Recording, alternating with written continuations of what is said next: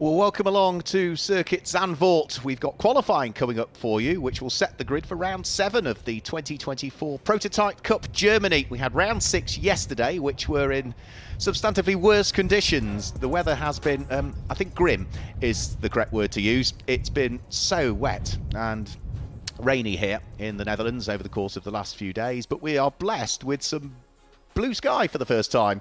Light cloud. There's still quite a strong breeze though, and that may well affect the cars when they head out towards qualifying, so the teams may well have looked at that. I don't think the wind direction has particularly changed, so it'll be blowing from the same direction as yesterday, but the teams will look at that, and certainly they will have set the cars up for these dry conditions yesterday. They'll have either gone a wet setting or a compromise setting for yesterday, because it did flip and flop between the two. And certainly for qualifying it was yesterday wet. For the race it was damp on occasions, and the rain would blow in and it would turn to slightly wet, and then the cloud would disappear and it would go back to dry again. But it was a good race yesterday. We did have a safety car period in the middle of it, and that was unfortunate for Keanu Elazari, who drives the Mulder Motorsport number 21 car, because he was leading by about 13.5 seconds when stopping out on circuit was Thomas Granzea's car. So Laurent Prunet didn't even get the opportunity to drive the number 1 racing experience Duquesne's rather.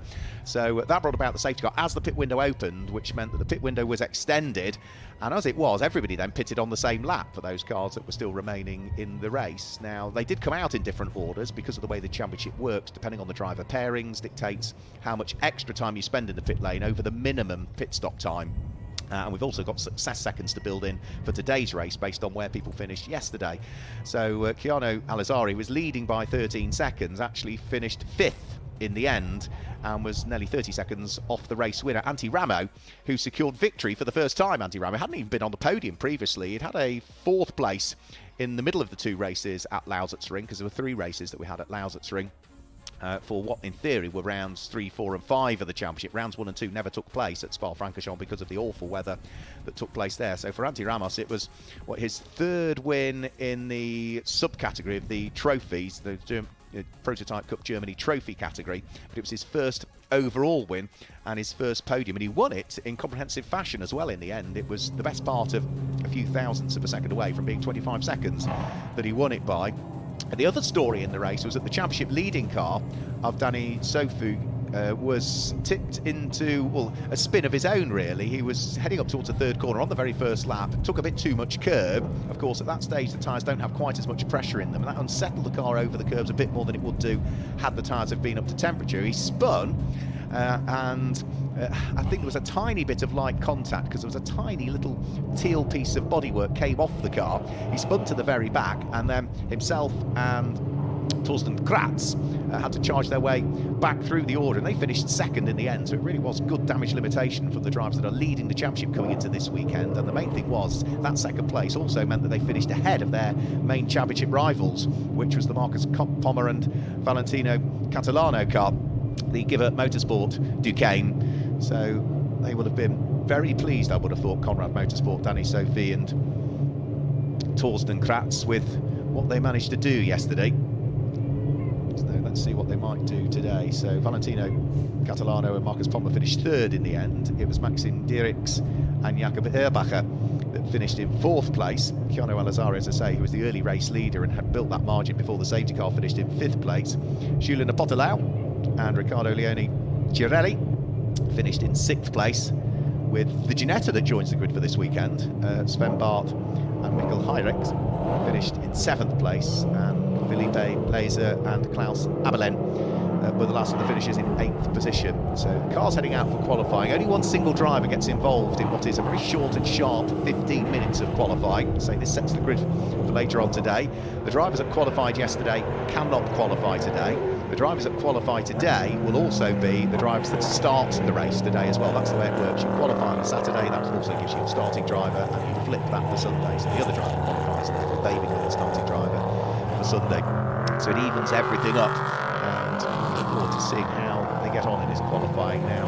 In yesterday's race, remember, it was pole position was set in wet conditions, so it's about 1 minute 41, nearly 1 minute 42 was the pole time set by Keanu Elazari, the man from the Emirates. In yesterday's qualifying session, I would expect it to be far reduced for this one today. The fastest lap in yesterday's race, just to give you an idea, was a 1 minute 33. So they were going about 8 seconds quicker on a damp track in the race than they were on a wet track in qualifying. But I think we'll be down into the low 1 minute 30s, if not into the 20s, over the course of this qualifying session. So the key to the ball is on the out lap, and probably for the first of the flying laps that they'll do, build some temperature into the controlled Michelin tyres, but they are all allocated. And for drivers, they are limited to the amount of tyres that they can do, utilise over the course of the weekend. Cars participating in their second or subsequent Prototype Cup Germany events are allowed a maximum of 3 tyres, which covers free practice, qualifying and races to be allocated. Well, on the basis of most of the sessions have been wet so far, they'll all have been wet tyres, so they'll be onto slicks for this one, as they would have used probably in yesterday's race, I would have thought, because whilst it was damp, slicks, I'd imagine, were probably the way to go yesterday. So the cars thunder their way over the start-finish line, with weaving from side to side Torsten Kratz at the wheel of the Ligier. We've got, 3 Ligiers in the field. We've got 5 Ducanes, and we've got the sole Ginetta that joins the entry list for this weekend. The first time we've seen the Momo Gibber Racing Ginetta G61 LTP3 to give it its full title out in the hands of Sven Barth and Michael Heirisch. So car's only now just completing an outlap in reality, and Torsten Kratz is looking to see what he might be able to do at the wheel of what is the championship leading car. Remember, in the hands of Danny Sophie yesterday, we had that spin and had to carve its way back through the field in the hands of both the starting driver and Torsten Kratz, who's involved in a good battle actually. He held off Marcus Pommer and Jakob Erlbacher and Keanu Alizari and Riccardo Chiarelli were all together. Those cars in 2nd, 3rd, 4th, 5th, 6th were all separated by about 4 seconds in the end after a 55-minute race plus the extra lap, so it was all quite close actually. But a dominant win for Antti Ramo. Antti Burri was a driver that used to race in Formula Ford 1600 quite some years ago, but Antti Ramo, the Estonian driver. So everybody is out there. I am pleased to see that the Thomas Granzea car and Laurent Prunet, their Duquesne, is out there. So Laurent Prunet didn't get the opportunity to drive yesterday, so he didn't qualify yesterday, and the car broke down before the pit stop window was available for them to come in. So Laurent Prunet gets the opportunity to get some time behind the wheel of the number 1 car. Let's see what he might be able to do. But we're going to start to get the first of the flying laps coming in, and Torsten Kratz heads over the start-finish line at the wheel of the championship leading Ligier and pops in at 1 minute 47.305 as the first flying lap. So I think we'll be down into the low 30s by the time we're done, so there's plenty of time still to be had. Jakob Erlbacher at the wheel of the number 80 car briefly went 2nd quickest, but champion from last year, Marcus Pommer, in the number 70 car from Gibbert Racing, moves to 2nd quickest. Torsten Kratz is already working his way out of Rob Slotemacher and up towards the crest and downhill in towards Skavlak, which is the next of the corners, the first of 3 right-handers on the trot. You get Skavlak, then you get Mastersbocht, and then you get the next of the right-handers, which is the tighter of them all, which is turn number 9, Bocht 9 here at Circuit Zandvoort, which is just coming up to now. It's quite easy to lock an unloaded wheel there, the inside wheel, as you're trying to rotate the car into the corner, and it just takes the weight off that front right-hand corner. We've seen quite a few cars in this and the supporting races just lock up there. Tricky little corner, that one, to try and get the car stopped, rotated, and almost onto the brakes, but you have to bleed off them a little bit to make sure that the car does what it needs to do. But Torsten Kratz, who was the first to chalk a lap into the book, has gone quicker through Sector 1 and quicker through Sector 2 than he has previously gone. He was briefly fastest overall through Sector 2, but Marcus Pommer, the reigning champion, who is 3rd at the moment, is on for a good lap. So I think Torsten Kratz will probably go back to the top of the times with this one at the wheel of the number 2 car. Through and over the start-finish line, the Conrad Motorsport car goes. The Ligier goes to the top of the times with a 1 minute 37.478. But watch out for the number 70 car, the red car of Marcus Pommer, because he is about to come through and over the start-finish line any second now. And does he go to the top of the times? No, he doesn't. He was purple through a couple of sectors, but he is now 3rd quickest, and Antti Ramo is at the top of the times, who was yesterday's race winner, 1 minute 36.496 from the number 14 Ligier from RMS GT Racing in the hands of the Estonian. There's the Ginetta, just heading through. That is Michael Herisch. One of, understandably, many German drivers we've got in the field. French, Germans, Americans, Swiss, Italians, those from the Emirates, and of course Belgian and Estonians, all amongst the entry list for this weekend. So it's quite an international flavour for the Prototype Cup Germany. But Antti Ramo is the man who, at the moment, is on the provisional pole position. But I would say on this lap, watch out for Chiano Alizari. We're concentrating on what Laurent Prunet is doing at the moment at the wheel of his Duqueine. For racing experience, they didn't get much opportunity to drive the car yesterday. He's gone through the first sector quicker than he's previously gone, up towards turn 9. Looks nice and neat and tidy through turn number 9. That's the third of the right-handers. Turn left at turn 10, and then build the speed again as you head out of turn 10 and down the short straight that brings you up to Hans Bocht, which is the right and left chicane. Top of the times has gone in the meantime. Chiano Alizari, minute 35, but Torsten Kratz goes even quicker. So there is Antti Ramo, yesterday's race winner, third quickest at the moment.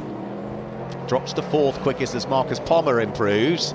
But what can Antti Ramo now? Drops to fifth quickest as Riccardo Cirelli improves.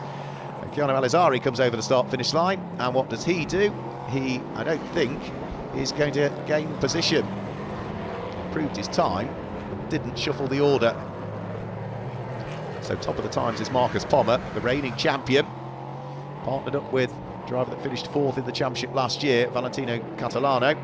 So that's a quick-looking pairing from Gibbert Motorsport, the German team, who've got 3 cars here this weekend. So Marcus Pommer, slightly slower through the first sector than he's previously been.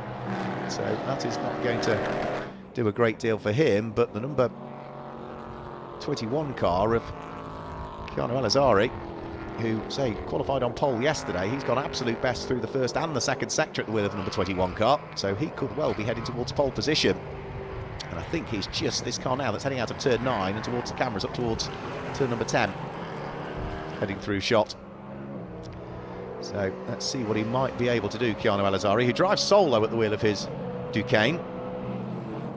You can't miss the BWT Mucca Motorsport car of Riccardo Cirelli, sharing the car with Giuliano Potolo, who was runner-up in the championship back in 2023, Giuliano Potolo. Let's have a quick look and see what Riccardo Leone Cirelli can do this time through. He's currently third quickest. He's slightly quicker through the first sector, but slower through the second. And as he comes over the start-finish line, Riccardo Cirelli, I don't think is going to improve. No, he remains third quickest. There is no improvement from him there. It was a neat and tidy lap, but just going slightly slower through the final 2 sectors meant that he actually now has lost out as Jakob Ehrbacher goes third quickest. And there, stopped out on circuit, is, I think, is that the Fricadelli racing car? Is that Felipe Laser that's probably had a spin? And there's a spin there. I know who that one is. That is going to be Jakob Ehrbacher, who's had the spin at the wheel of the number 80 Gibbert Racing Duqueine. That's at turn number 3, so the bank section, the little kink just before that, and those 2 cars stricken out on circuit do mean that with 5 minutes and 36 seconds to go of this qualifying session, the red flags have come out. Now for Jakob Ehrbacher, he was able to get the car rolling and recover. Just wait and see as to whether the other car that was stricken, which I thought might be the car of Klaus Abelin and Felipe Laser, whether that car was able to get going again. I think it probably did in the end. All of the cars now just trundling their way back round in towards the pit lane area, and with 5 minutes and 36 seconds to go, we should see them back out on circuit. Now they've got to do another out lap. That's going to take them the best part of another 1 minute and 3/4, but we should be able to get probably 2 or 3 flying laps still in for the drivers when this session resumes. Now, I did say I thought we'd be in the low 1 minute 32s in qualifying, or 1 minute 30s I said, and we are, yeah, 1 minute 32.439 is the provisional pole time for Chiano Alizari, who qualified on pole yesterday, so he was leading by, what was it, 13.5 seconds before the safety car came out, which rather undid everything needed to do, because he was hoping to keep that kind of lead to be able to pit under green flag conditions and try and maintain that advantage, or try and have less of it eroded during the pit stops. But with the safety car coming out bunching the field up and nobody able to pit under safety car, it did mean that rather undid the strategy for that team. And of course, Keanu Elazari, we know at the wheel of the Mulder Motorsport this weekend car, the UAE driver has been very quick indeed. So everybody back into the pit lane. Car's not under parc ferme conditions, so the teams can adjust tyre pressures, just double check as to what the heat has done to build up the pressures inside the controlled Michelin tyres that they all run. And all of these LMP3 cars in the pit lane, of course, is the new iteration and new homologation of LMP3 cars coming out in 2025. For the moment, those cars will not be in this championship. They will at some point work their way through, of course. And the one good thing about an LMP3 car is there are so many different places you can race it, and certainly you'd be hard to find anything that is more competitive and cost effective than racing in the likes of the Prototype Cup Germany. So I think 1, 2, 3, 4, 5, 6, 7, 8 cars there in the pit lane. Not sure whether we've still got... No, they're all there. Yep, there's the 9th car now arriving. So that's the number 1 car of racing experience, and Laurent Prunet, so who didn't drive yesterday and is 8th quickest currently. So all of the cars there in the pit lane, which means that the track should be reasonably clear, and therefore one should assume it won't be that much longer before the cars are fired back up and will head back out there for the remaining 5.5 minutes, there or thereabouts, of this qualifying session. Now remember, the drivers that qualify this car have to start it later on this afternoon, and those that started the race yesterday are in for the 2nd stint today. So the team's just waiting for confirmation from race control. They'll be looking at the green lights at the end of the pit lane. The green lights come on, and we've got 5 trundle their way down the pit lane, for which the first of those is Torsten Kratz, working his way out onto circuit at the wheel of one of the 3 Ligiers we've got in the field. The other Ligier are the likes of number 14, Andy Ramo, yesterday's race winner, and the number 30 car from Fricadelli Racing of Klaus Abelin for this session. The Duquesnes, Keanu Elazari, who, say, qualified on pole yesterday. Marcus Pommer, the reigning champion in the Duquesne. Jakob Eilbacher, Riccardo Tirelli, and Laurent Prunet in the car we're looking at. And then we've got the Sol Ginetta that joins the grid for this weekend from Momo Gibbet Racing, the number 90 car, in the traditional Momo livery of red and yellow. And that is, in this session, Michael Herrisch that drives that car. So another outlap to do. Shouldn't have lost too much tyre temperature with a short delay, so they should be on it to a larger degree on the first flying lap that they'll get under their books.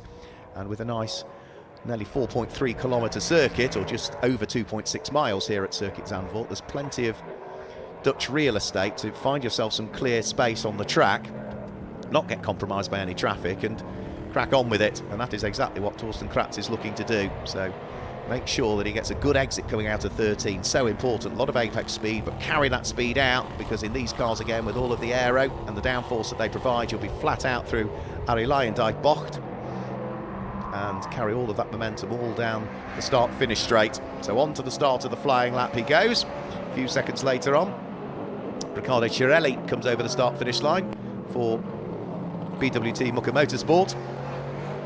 And then the next of the cars over the start-finish line is going to be Fricadelli Racing, I think, isn't it? Now already overtaking taking place on the run in towards the braking area for Tarzan. That was Keanu Elazari, who was keen to get himself through and ahead of Antti Ramo. Those are the 2 cars that are driven solo by their respective drivers. Remember, one of them qualified on pole yesterday, the other one won the race yesterday. Keanu Elazari qualified on pole, but he didn't take the win. That went the way of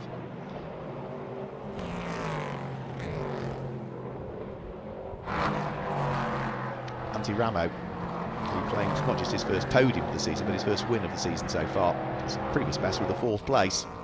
So what's that we've had? If you discount the races at Spa that didn't take place, then we've had 4 races so far this year. We've had 3 different winners, which bodes well for a competitive season as they leave Zandvoort after the race later on today. They'll then head towards Hockenheim, Nürburgring and Sachsenring. Will be the final venues that we will head towards, and each one of those is now a double race. Lausitzring was the only one where we had 3 races over the course of the weekend. Every other one is just 2 races. So we're starting to see some quick middle sector times come in. The first sector not quite as quick, because of course there would have been a bit of tyre temperature lost with the brief red flag, but with 2 minutes and a bit of change to go, should still be enough time for most of the cars to probably squeeze 2 flying laps out of this one. So this one will count. It's still a time that they will set, but I'm not sure for many of them it's going to be an improvement. It is for Marcus Pommer, actually. The number 70 car goes quicker and improves with a 1 minute 32.838. There's also improvements for Torsten Kratz, but as he moves up the order at the wheel of the number 2 car and now goes 4th quickest. But the car we need to keep an eye on is the number 21 car of Keanu Alizari, who has set the fastest time of the session we've seen so far. He's a bit slower through sector 1, but the middle sector he really hooked up, and a 1 minute 32.178 now is the provisional pole time for the pole sitter from yesterday, Keanu Alizari. We'll be hoping that he might be able to convert that to hanging on to pole, grab the race lead and stick with it without a safety car interruption, because that was really his undoing in yesterday's race. And he's another driver that so far this year, Keanu Alizari, who hasn't had a race win. He's had a 4th in the first of the races at Lausitzring. He took a 6th in the 3rd of the 2 races at Lausitzring and didn't score at all in the middle of them, had issues in retirement, but he was looking good, certainly for a podium spot yesterday, if not a win, and it just didn't happen for him. Now, he tops the times at the moment. Marcus Pommer is looking good in this one, but we need to keep an eye towards what Riccardo Cirelli is doing at the wheel of the number 8 Mucker Motorsport car, and at the wheel of the Duqueine he comes over the start-finish line, chasing Torsten Kratz around the circuit. Cirelli improves and goes within 75 thousandths of a second of getting himself onto the front row of the grid. That extends further now as the next car comes through, which is Marcus Pommer, who was already second and improves his time, but remains second with a 1 minute 32.509 from his Duqueine. And then we wait there after the next car over the start-finish line, which is Laurent Prunet, who also improves with a 1 minute 36.617, but doesn't improve his position. So the number 1 car still remains 8th quickest at the moment. Whatever the problems were with that car yesterday, which caused it to stop out on circuit with lots of fluid coming out of an overflow pipe at the back, seems to have been solved by the team. There goes Jakob Erlbacher at the wheel of the number 80 Gibbet Motorsport Duqueine. That car finished 4th yesterday, just missed out on the podium. The purple first sector for Keanu Alizari at the wheel of the number 21 Mulner Motorsport car, the car that qualified on pole yesterday, the white and the blue machine, quicker than anybody has been through the first sector. He also set the fastest lap of qualifying that we saw on the previous lap, a 1 minute 31.895, and he's potentially on for further improvement this time through. There's a car just ahead of him, which I don't think is overly going to affect his middle sector time, and a bit of a snatch break there heading into Hans Hirschbocht, and that means that he just runs a little bit wide at the first of the apexes as the car slides wide. Is he going to stick with the lap, or is he going to back out of it? He was slightly slower through that middle sector anyway, as the checkered flag comes out, and over the start-finish line goes Torsten Kratz, chased over the start-finish line by Riccardo Cirelli. Cirelli and Kratz, neither of them improve. Here comes Marcus Pommer. Can he improve? Yes, he can, but he's still second with a 1 minute 32.317.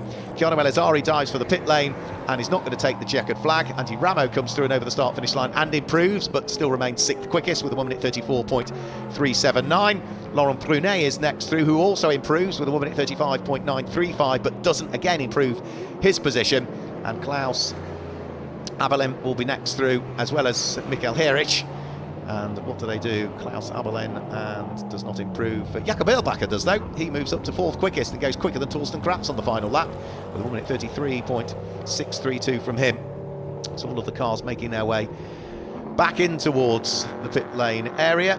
Qualifying done and dusted, and subject to any grid penalties that may be deemed appropriate to be issued. That, in reality, now sets the grid, which will be confirmed later on to us, but we will very shortly be able to guide you through the qualifying times as the teams and the drivers all descend on the pit lane, and we'll then download the data off the cars, go back through the data, and that will be critical, I think, because the weather forecast for today is dry, and all they've got so far this weekend is wet data or damp data, so they will want to look back through that and understand, based on the feedback from the driver and the feedback from the engineers, as to what they might need to do to further tweak the setups and improve. I did say I thought pole would be a low 1 minute 30. It was 1 minute 31 in the end. Keanu Elazari is the man who is going to head towards pole position, with Marcus Pommer in second place, and third lining up on the grid later on will be Riccardo Girelli. Jakob Eilbacher improved and moved up to fourth in the latter stages of qualifying, with Thorsten Kratz in the car that leads the championship for both himself and his teammate, and Conrad Motorsport lead the team's championship. They'll line up fifth. Antti Ramo is sixth, yesterday's race winner, ahead of Mikael Herrich, who is there in seventh place. Laurent Prunet is eighth, and Klaus Abelin will line up for Frigidaire Racing, ninth quickest. Now that is qualifying done and dusted. We'll be back with the 55-minute race a little bit later on. But before we tell you about that, let's go back and look back at some of the highlights of qualifying. Well, in dry conditions, very much the opposite to what we've had over the course of the last few days here at Circuit Zandvoort. All of the cars make their way out onto circuit in beautiful sunshine. We've really not seen much of that at Circuit Zandvoort at all for the last, 48 hours or more. Now, yesterday's race winner was looking to see what he might be able to do, Antti Ramo, who claimed his first win of the championship season. Keanu Elazari, who qualified on pole yesterday, was also looking to do good things, but Riccardo Girelli for BWT Mucker Motorsport was the early setter of the pace times. There was a spin out on circuit for Frigidaire Racing's Klaus Abelin. He wasn't the only car to spin though in that qualifying session. Two spinning at once at different parts of the circuit brought about the red flags, so all of the cars had to descend back into the pit lane. And with just over 5 minutes and 30 seconds to go, the green lights were shown at the end of the pit lane, and everybody very quickly disappeared back out onto the circuit to try and squeeze in 2, possibly 3 further flying laps to further improve their times. And most of them did. Keanu Elazari, who qualified on pole position yesterday, was setting the times alight and going purple through a few of the sectors, and will be hoping he might be able to make it 2 pole positions out of 2 here this weekend at Circuit Zandvoort. It was certainly looking as though that was going to be the case, but however, Marcus Pommer, the champion from last year, had other things to think about. He would come through and would start from second, but it would be 2 poles for Keanu Elazari. He will start from pole position come the race later on today. Now that race is scheduled to take place at 15:15 Central European time. If you're watching us in the UK, it's 14:15. So that's us done with qualifying. We'll see you later on from the race. Until then, from Circuit Zandvoort and everybody here, it's goodbye.